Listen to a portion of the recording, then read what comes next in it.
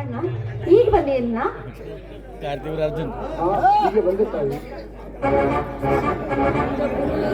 ಅಣ್ಣ. ನಿನ್ನ ಮೈಯೆಲ್ಲ ರಕ್ತ.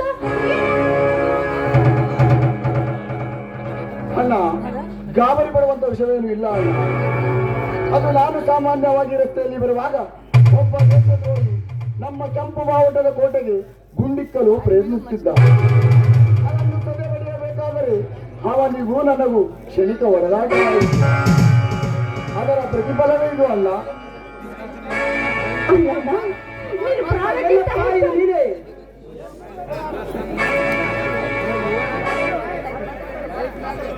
ತಮ್ಮ ಪಾರ್ಥ, ಏನಪ್ಪ ಇದು ನೀನೆ? ಈ ಕಣ್ಣೀರಿನಿಂದ ನಿನ್ನನ್ನು ನೋಡಬಾರದಪ್ಪ, ನೋಡಬಾರದು. ಹೇಗೈತಪ್ಪ, ಹೇಗೈತಪ್ಪ, ಹೇಗಾಯ್ತು? ಅಲ್ಲಣ್ಣ, ನಿನ್ನ ಪ್ರಾಣಕ್ಕಿಂತ ಹೆಚ್ಚಾಗಿ ಆ ದೇಶ ಪ್ರೇಮವೇ ಹೆಚ್ಚಾಯ್ತು ನಿನ್ನ.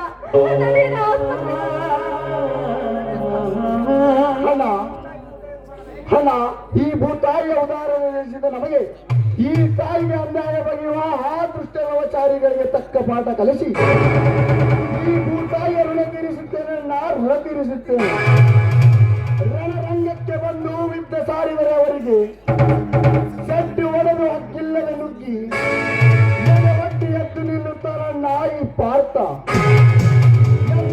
ಒಂದು ದಿನ ಈ ಮಣ್ಣಿಗಾಗಿ ಹುಟ್ಟಿದ ಈ ಜೀವ ಈ ಭಾರತಾಂಬೆಯ ಮಡಿಲಲ್ಲಿ ನನ್ನ ಪ್ರಾಣ ಮಡಿದರೂ ಚಿಂತೆ ಇಲ್ಲವಣ್ಣ.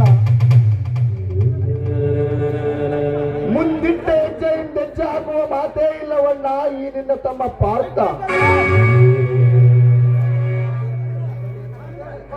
ಒಂದು ವೇಳೆ ಯುದ್ಧದ ಸಮಯದಲ್ಲಿ ನನಗೆದುರಾಳಿಗಳ ಮುಂಚೆ ನನ್ನ ಪ್ರಾಣ ಉಚ್ಚರಿಸಿದ್ದೇ ನಿಜವಾದರೆ ಚಂದದಂತೆ ತಲೆಬೆಳೆಸುವ ನನ್ನ ರಕ್ತ ಕಣಗಳು ಉಚ್ಚಿಯರದ ಉಗ್ರವತಾರ ತಾಳಿ ಕೊಲ್ಲದ ಬಿಡಲಾರ ಈ ಪಾರ್ಥ. ಇದು ಆ ಚಾಮುಂಡೇಶ್ವರಿ ಮೇಲಾಣೆ. ಪಾರ್ಥ, ಶೌರ್ಯಕ್ಕಾಗಿ ಚಿತ್ರದುರ್ಗ ಗಂಟೆಯಲ್ಲಿ ಯಾವ ಈರ ಮದಕರಿ ನಾಯಕ ತಾಯ್ನಾಡಿನ ದೇಶದ ಆಸ್ತಿಗಳಿಗಾಗಿ ನಮ್ಮ ತಮ್ಮನೆಂದರೆ ತಪ್ಪಾಗಲಾರದೆ. ರಕ್ತ ಸುರಿದು ಎಪ್ಪಗಟ್ಟರೊಳಗೆ ನಡಿಯಪ್ಪ, ಹೋಗೋಣ ಹಾಸ್ಪಿಟಲ್ಗೆ. ಹೌದಣ್ಣ, ಬಾರಣ್ಣ ಆಸ್ಪತ್ರೆಗೆ ಹೋಗೋಣ. ಹಾ ಸರಿ ಅಮ್ಮ.